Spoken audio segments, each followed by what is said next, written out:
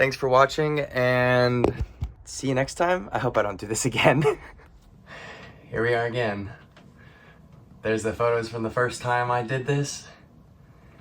It made it 25,000 miles, and something's wrong. I'm pretty sure rod is knocking, rod bearing went, and it looks like valves were hitting on the second piston.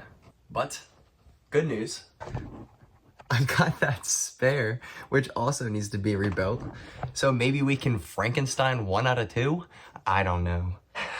Lots of measuring to do. Let's get this stripped down to the bare block.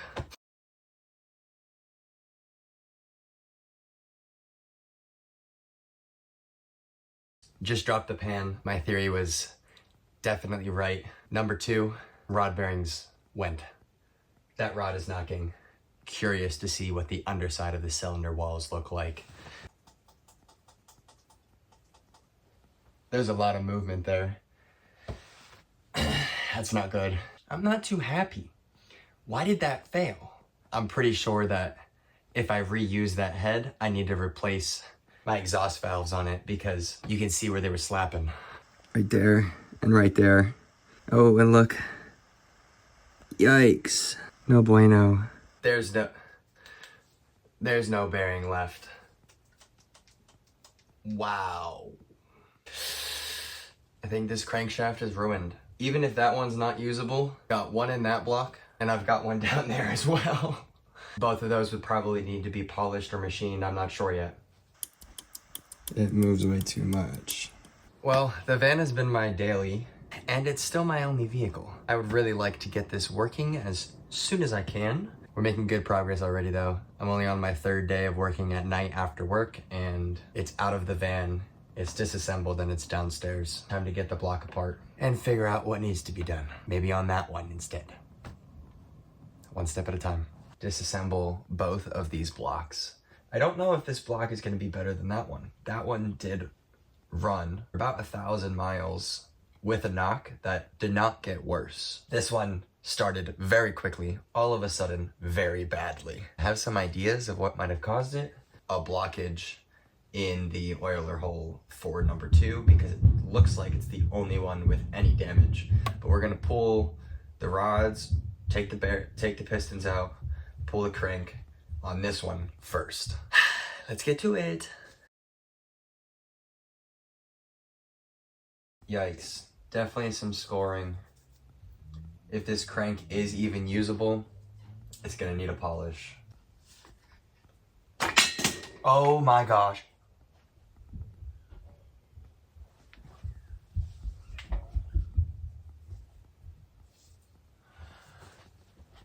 I just broke a piston. That sucks. Oh my God. Nice paperweight. Dang. That was maybe the dumbest thing I've done. That is number 2. There's no bearing left. It is all completely gone. Holy crap. This is number 3. This was a brand new rod. All of the bearings have some wear for sure.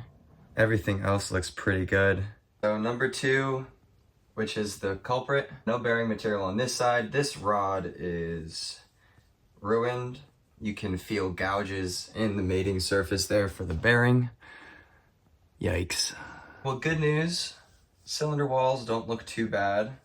This is bearing that is shredded apart. The good news is it does not seem like the rod was knocking the wall. It was just knocking around against here, against the journal. Oh man, you can feel some gouging in there. Run my nail across it.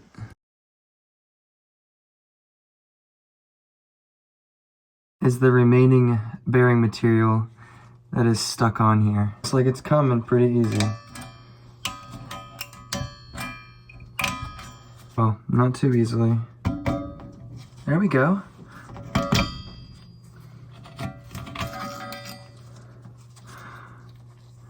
There's our freaking bearing. You can see the two overlapping. How it spun, I'm not too sure. This one's apart. Gonna get this one apart, lay everything side by side, figure out what's usable, what's not. Okay, so both engines are now apart. This is the one that was in the van, that was running. This is the one that has been sitting down here for over a year. This one has a good crankshaft. So I'm gonna polish it myself. Little shoelace method. We broke one piston. This one has plenty of extras that are good, but we're gonna replace the rings on them. There's only one in this engine block that was bad, and that was the cause of the knocking. Number 5 was slapping against the walls due to lack of oil pressure. I'm assuming the oil jet was not firing. This block, if it is to be used in the future, is gonna need the cylinder walls to be bored and oversized pistons put in. We're gonna go with this block with that crankshaft. We already ordered parts. I have 2 theories about why the rod bearing spun on number 2 on this engine. Gonna keep them in mind with this build this time. I did not use assembly lube or grease for the bearings. So I guess there is a small possibility that upon first initial startup, the bearing spun just a little bit and got out of place, and over time just shredded itself. My second theory, there's only a couple places on this engine that gasket maker is used. And I have a feeling that I may have used a little bit of too much gasket maker when putting that timing chain cover on, therefore leading to complete blockage of the number 2 rod because it would have gotten stuck there. Internals of the block that just blew and the internals of the block that was already down here in the basement. This crank looks pretty good. No scoring. You can see slight bit of wear, but you cannot feel it at all. So we're just gonna polish this. Mother's polish right here. This crank, I already measured it. This one would probably need to be sent to the machine shop because of that rod bearing there. We've got the good crankshaft here and some Mother's metal polish. And we're gonna use a shoelace to polish each journal on the crank.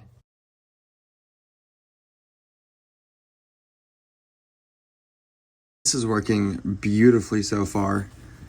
Look at these 4 compared to the rest. You see streaks on these? They all looked like this, but now these just shine and glisten so well.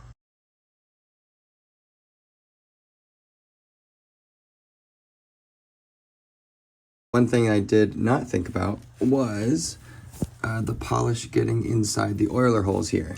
A little Q-tip to get inside there. They're on an angle because they run from the main to the rod. This crankshaft is ready to go in already. Waiting on parts still. So we're gonna clean the head, the pan, and the block. So one of the things I did not replace last time I rebuilt this was the oil jets because I said that they don't really suffer much abuse and that they were a pain to take out. However, I've learned otherwise. They can suffer damage over time and they can actually fail and get stuck open. There's just a chuck valve.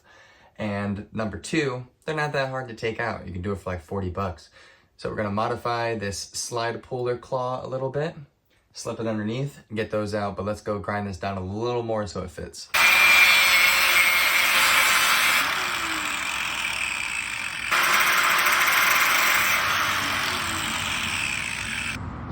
Let's see if that fits. I want to give a shout out to Rod Erickson because he's the one that gave me a very detailed description of how to remove and install these for cheap Harbor Freight tools only. So I'm going to document it for you guys, but shout out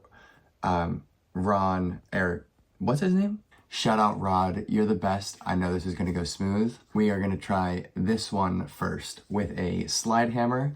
I'm gonna use the claw that I cut and notched out so that it fits right under here. So this is cut just enough to slide underneath.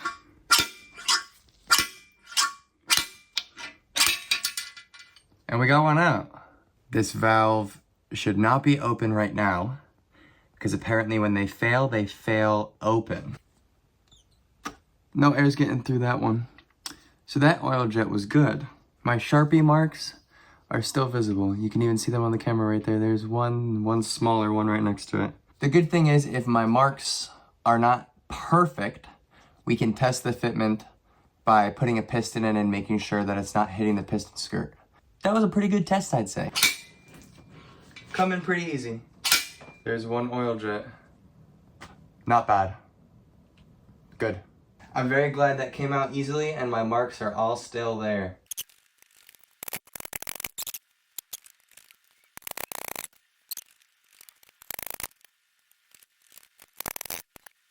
Okay, all 5 of my oil jets were actually good. They're not stuck open. Since this is the second time I'm rebuilding this, I don't want anything to be wrong, so I'm happy I'm changing them. Let's talk about the most important oil galley in the whole engine, right here. This egg-shaped hole right in the front of the block behind the timing chain cover is where oil gets pumped in after the filter. It goes all the way through the block underneath the oil jets that we just got.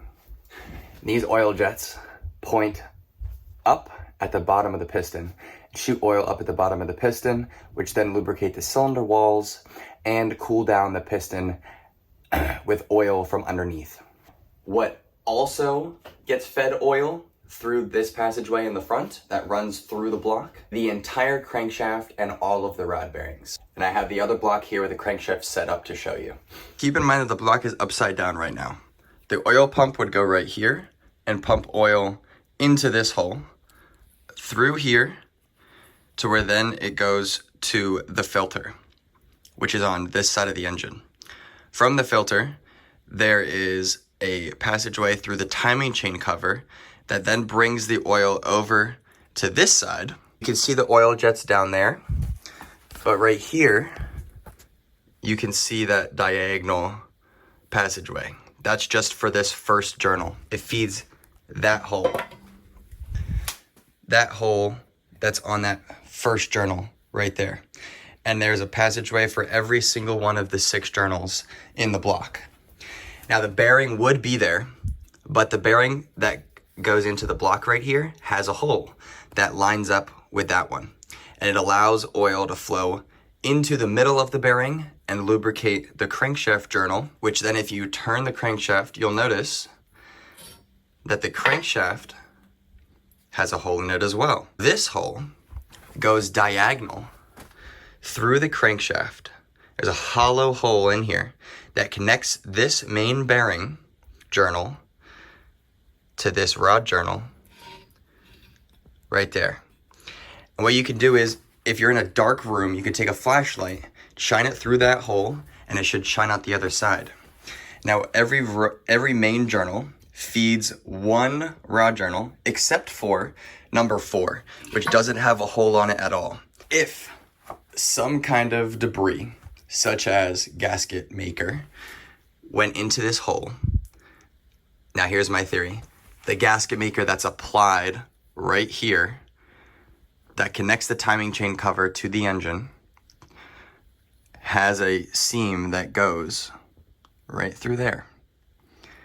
And I think what I did is I used too much. And so some gasket maker could have gotten right there. And if that seeped out and got into this hole, well, that's a direct passageway right to everything that's most important to lubricate the main parts of the engine. If it got into feeding the main journal, that second main journal feeds this one, which is the bearing that went. And the problem is that the rod journals, they don't have any way for any debris to escape, because the oil feeds these rod bearings internally. The oil just gets spit out the sides. If gasket maker got stuck inside this passageway connecting these two, this bearing would have had very little, if any, oil to lubricate it until it spun itself and shredded into oblivion. So besides for probably using too much gasket maker on the front timing chain cover, the other mistake that I made, I dipped my whole bearings in oil to lubricate them. Found out from more research and reading and comments from other people online, that's not what you're supposed to do. The bearings should be installed dry, and you only lubricate the side that faces the crankshaft, because you don't want the back side of it to be lubricated, because then it has a more likelihood of spinning. I bought some engine assembly lube that we're going to use instead of just oil, and we're not going to be dipping the bearings in it, because that can also mess with the clearances on the back side. But the first thing that we're gonna do today is install these oil jets, which shout out to Rod. He's the one, again, that gave me the advice and the information on how to do this. We got 6 oil jets, 1 extra just in case I mess one up. We're gonna install these with just a punch and a hammer. Make sure they don't go too far. Once the pistons are in, then we'll check that they're not touching. I'm excited. The rest of the parts are gonna be here in like an hour. So all you're gonna need to do this, a flat point chisel, or a punch, I guess they call it, and a hammer to knock it in. Find one that fits perfectly in the head of the oil jet, like that. We also need to use the same pooler that we modified before to make sure that we don't put it in too deep. Otherwise, it can make contact with the piston, which would be bad. These don't need any lubrication or anything. That looks good to me. And a hammer. Orientation looks good so far.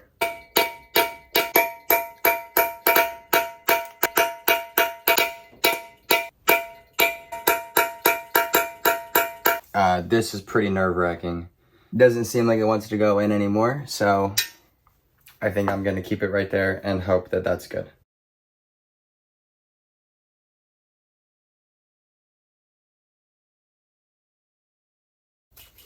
All 5 oil jets are in.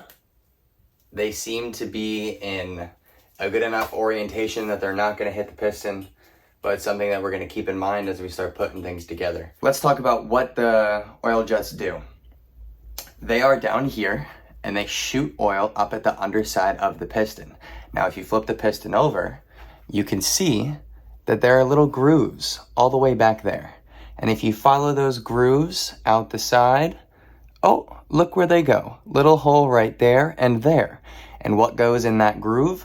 The oil control ring. So, the oil jet has quite a few purposes. In the manual, it will tell you that it cools the underside of the piston for the combustion happening above it. Cool, that's awesome. Number 2, it definitely also oils this wrist pin on the rod, which connects it to the piston. And number 3, it oils the wall of the cylinder through those holes on the oil control ring gap to keep the cylinder wall lubricated as well as the piston moves up and down. That block over there, the wall, is very damaged and scored, and the side skirt of the piston is all scratched up. That was what the knocking was that was in that engine. And it was because the 5th cylinder oil jet was not firing due to low oil pressure. If you have an engine fail, find out if it failed for one of those reasons, and that would point you towards that oil jet needing to be replaced. There is no way that I know of to test the oil jets when they're in place, but you can definitely see signs of if they were bad or not, depending on your failure and how it happened. Okay, now that the oil jets are in, we're on to the fun part. Thrust washers and mains. We've been here before, we know how to do this, but we're not gonna dip them in oil. We're gonna install them dry. I use parts cleaner, got these nice and dry, wipe them down, install them. Remember, uppers go in the block. We're gonna line the notch first, and then push it down flat. Put the notch in.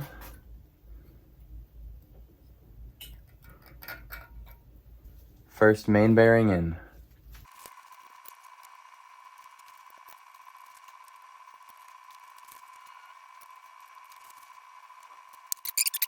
We are going to put some assembly lube on here on the side that makes contact with the crankshaft.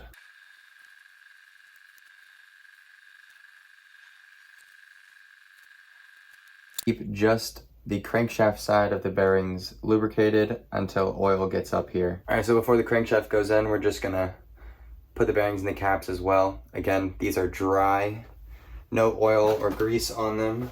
2, remember to keep these organized. If you do mix them up though, they have a number right there. Kind of hard to see. There's a 2. It's backwards because I'm using my front camera.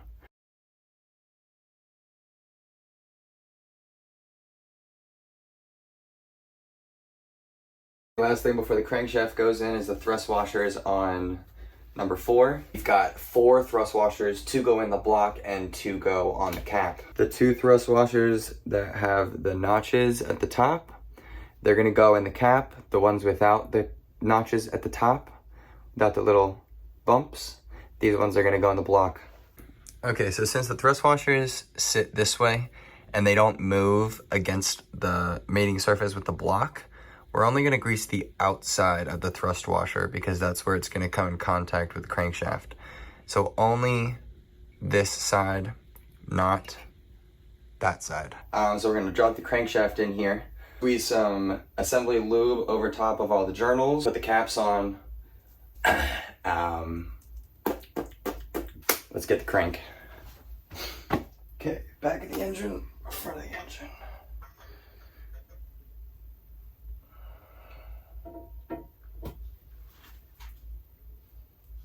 Assembly lube, assembly grease. We're gonna use both of these. We're gonna start in the middle, 4, 3, 5, 2, 6, 1.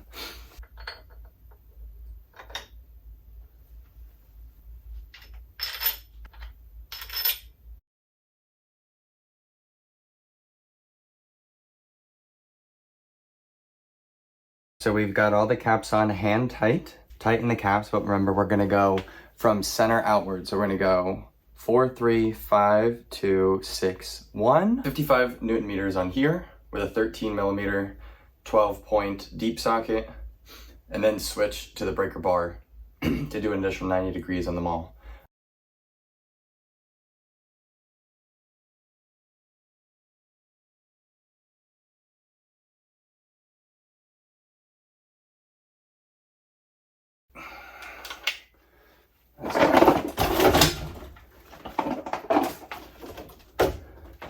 I should maybe clean up my workspace.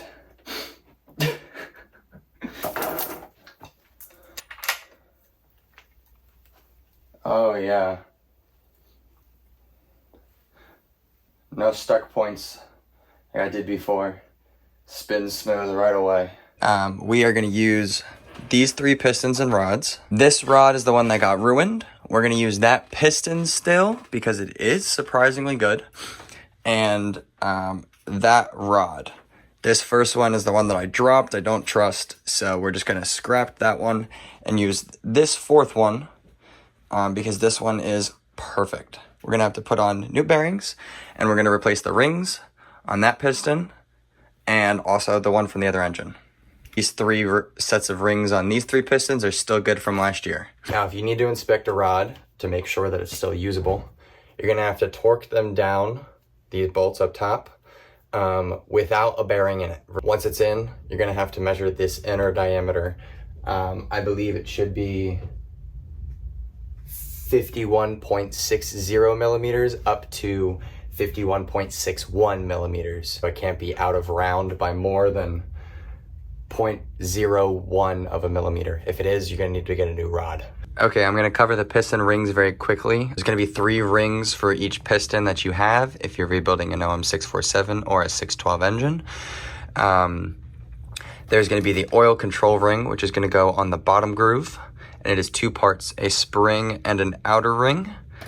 Then there's gonna be your lower compression ring, which is gonna go in the center groove. This one, as well as the top compression ring, have a special orientation they have to go. If you look at the side, you can see the little groove right here where my finger's sliding along. That groove has to face upward. So see where it says top right there? Top. This side has to go towards the top of the piston. Make sure that you install these 2 correctly. This one does not have a specific top and bottom. It can be installed either way, so don't waste your time looking for it. Make sure you use a ring expander. They will break if you try to do them by hand. So we've got 10 rod bearings here. We're going to install them into the rods dry and only lubricate the inside that makes contact with the crankshaft.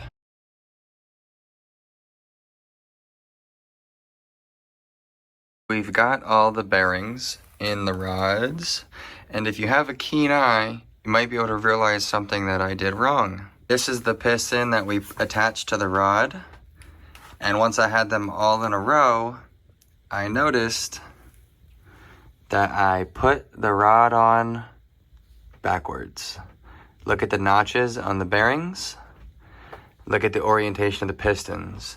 All these pistons are facing the same way. and yet I have one rod backwards. So we're gonna have to pop this back out, turn this rod around because it's the wrong way right now. Always keep an eye out. It's a good idea to line everything up that is supposed to be the same so that you can see them all side by side, make sure that nothing is out of place or looks different. We're gonna put the pistons in now, connecting to the crankshaft one at a time. With each one, I'm gonna turn the crankshaft over because we have to make sure that the oil jets are not touching the piston skirt. 3 main things when installing. Number 1, that the piston skirt is oiled up. I am just gonna use oil for that because we don't want a ton of lube on the cylinder walls on startup. It's all gonna burn off. Number 2, that the rings are oriented the correct way. The gaps between them have to be 120 degrees offset from the one above it. Number 3, direction that the piston is facing. There's an arrow on the top of the piston, and that arrow is going to point towards the front of the engine. We're going to lube up the cylinder walls, and then we're going to oil up the piston skirt. I guess we should grease this now. Excess, you just want to thin the film, and then we can place this piston with the arrow facing towards the front of the engine, and we can turn the rings into place. So the oil control ring I'm going to have face forward. The second ring is at 120 degrees, and the third ring is 120 from that.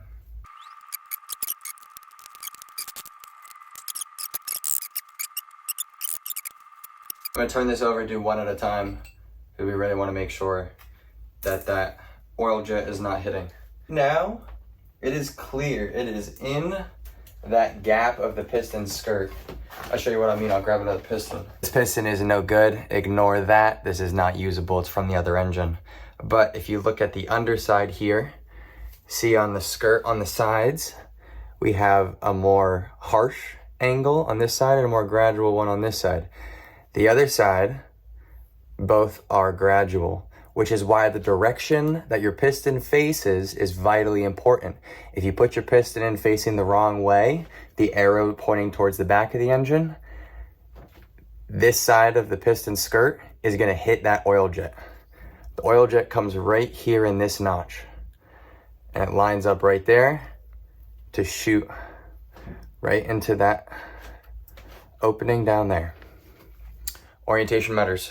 We're gonna put some more assembly lube on this journal, making sure that it is nice and clean. Our rod cap, and make sure that it faces the right way. Wherever the notch is on that bearing is gonna line up with the same side notch, which is different from the mains. The mains, the notches are on opposite sides. On the rod bearings, the notches are on the same side. Bearing is greased, free of debris. We can line up the notches, put that cap on, and finger tighten it for now.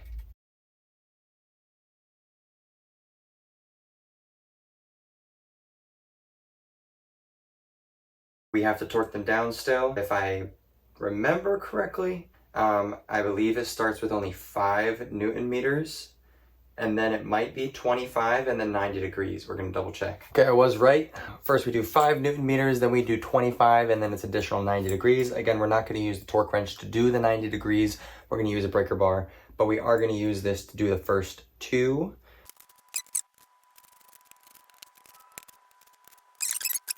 That's 5 on each. We're gonna up this to 25 Newton meters.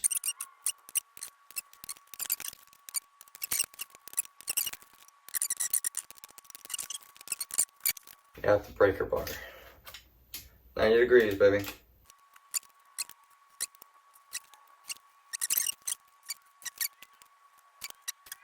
All 5 pistons in. Still spinning smooth. All 5 oil jets are not hitting the pistons. Thank goodness. I did not want to take this all apart to reposition them and take them out again and put them in again. Whew. We are looking good. Let's go, baby. Okay, so next day, we got the oil pump and the chains on last night. We got to put on the timing chain cover, the oil pan, the seal on the back, and the flywheel today, at least, and reassemble the head. But I've got a helper. Bean, come here. This is my helper, Bean. I want to say hi, Bean. She's gonna help me put together the rest of the block.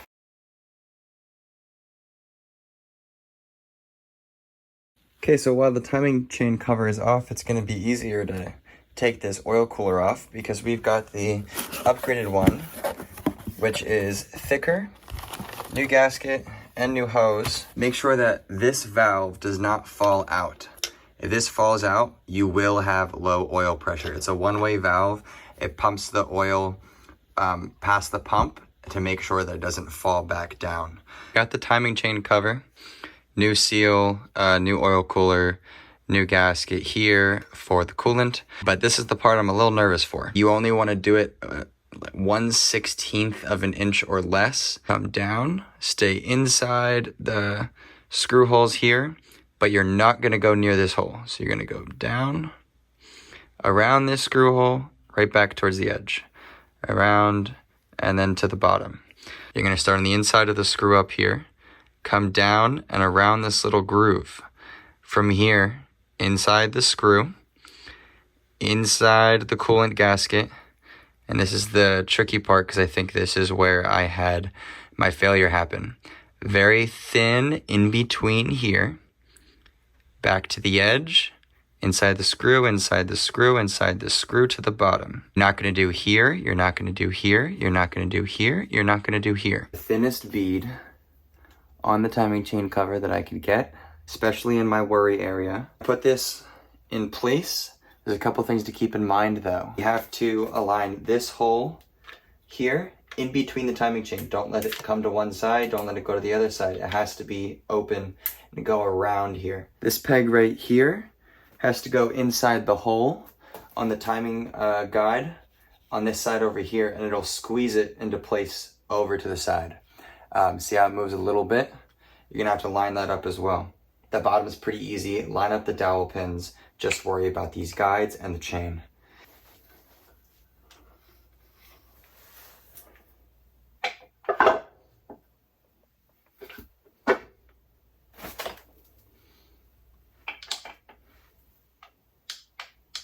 I think we're all good.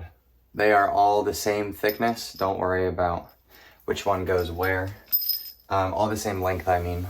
They're slightly snug, but not torqued yet. Little nerve wracking.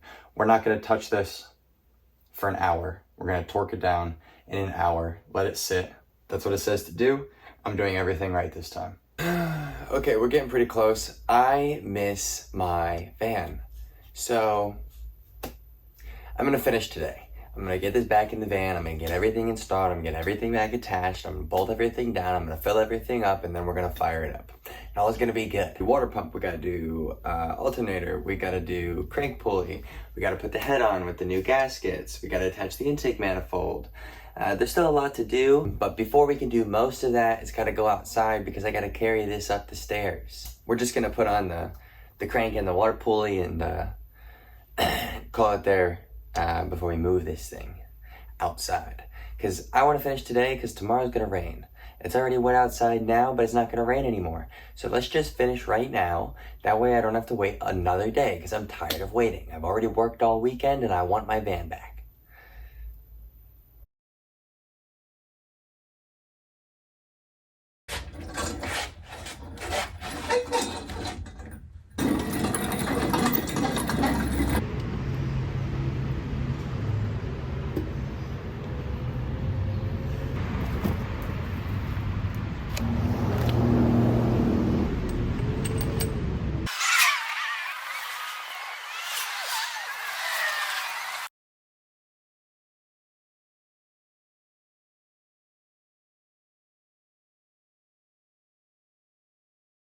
Okay, so we gave the engine bay a quick rinse while that's drying off.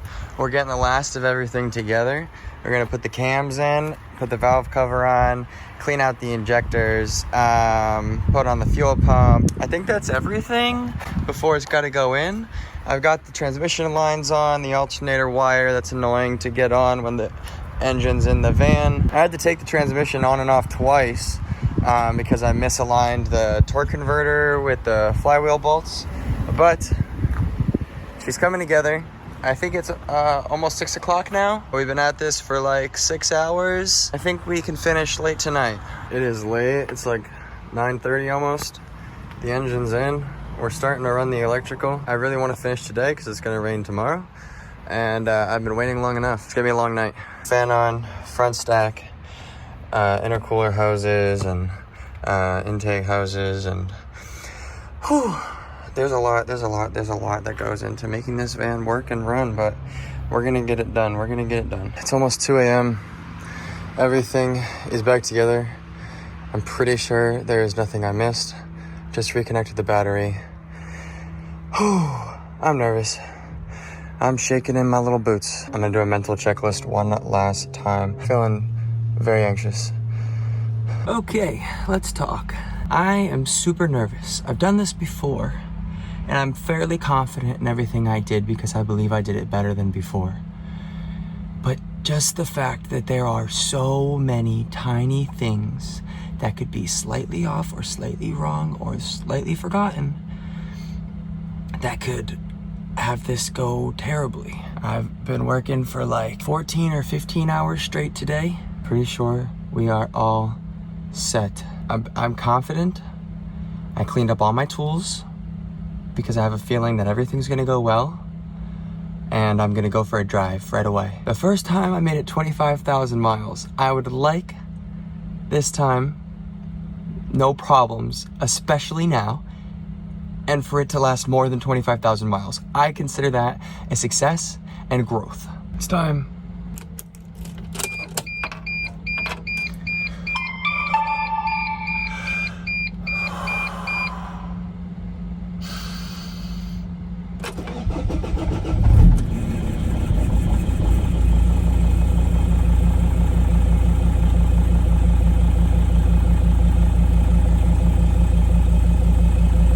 Right away. She's smoothing out. No lights on the dash. Let's go look under the hood.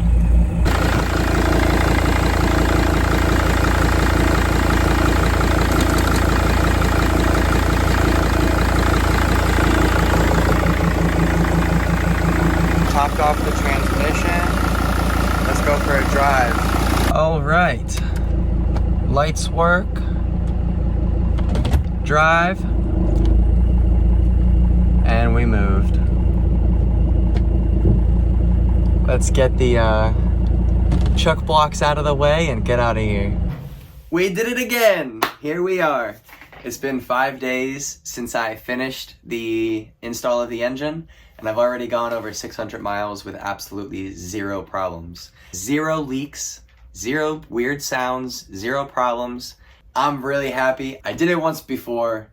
I think I did it better this time. If you're watching, you've got more reference than I had both of the times I've done it. I do want to say a huge thank you to everyone that has shown me support on the previous video that I had of my first ever attempt at rebuilding it. The support has been overwhelming, and I've gotten a lot of comments and messages from people saying that they've used it as a reference for their own engine rebuild. And it's so exciting to me to know that I played a part in keeping other people's vans alive. I hope to see more comments saying that you guys rebuilt your engine with help from this video. With that being said, I think I'm going to start making more videos related to our vans, and just next week I'm going to be doing a job of swapping a head for someone, so I'm going to make a video of that full process and how to go about doing it. And I'll see you guys on the road for a long time to come. Peace. Yeah. You know I like to get my hands dirty. I'd rather do it all myself, cause I can't trust nobody else. You know I like to get my hands dirty. I do the work while y'all just couch surfing. I keep my tool up on my belt, I'm staying cool up under pressure. I got rules, cause what I've dealt with ain't for fools to try and measure. Know I like to get my hands dirty. Hands dirty. Look. Is it worth it? Oh yeah, it's worth it. If you're strong enough.